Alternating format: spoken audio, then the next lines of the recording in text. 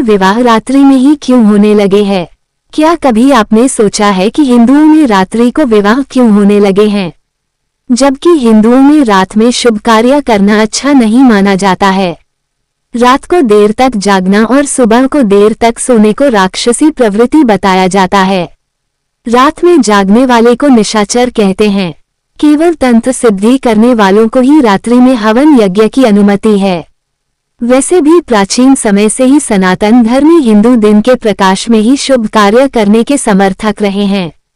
तब हिंदुओं में रात की विवाह की परंपरा कैसे पड़ी? कभी हम अपने पूर्वजों के सामने ये सवाल क्यों नहीं उठाते हैं या स्वयं इस प्रश्न का हल क्यों नहीं खोजते हैं?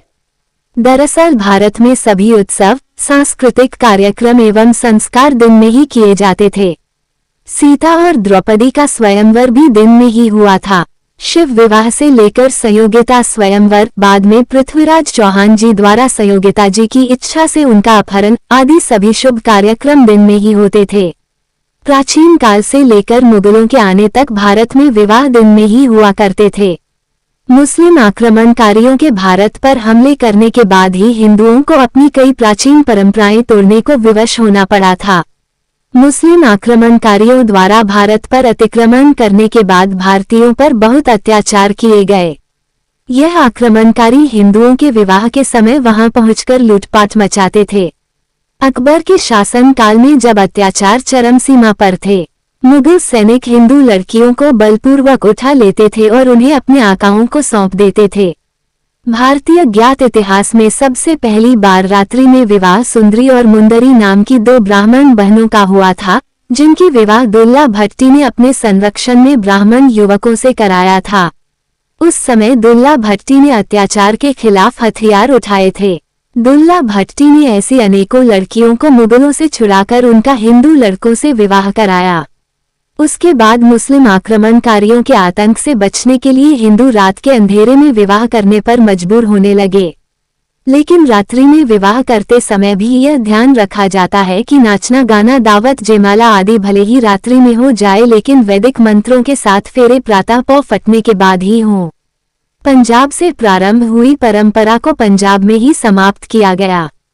फिल्लौर से लेकर काबुल तक महाराजा रणजीत सिंह का राज हो जाने के बाद उनके सेनापति हरि सिंह नलवा ने सनातन वैदिक परंपरा अनुसार दिन में खुलेआम विवाह करने और उनको सुरक्षा देने की घोषणा की थी।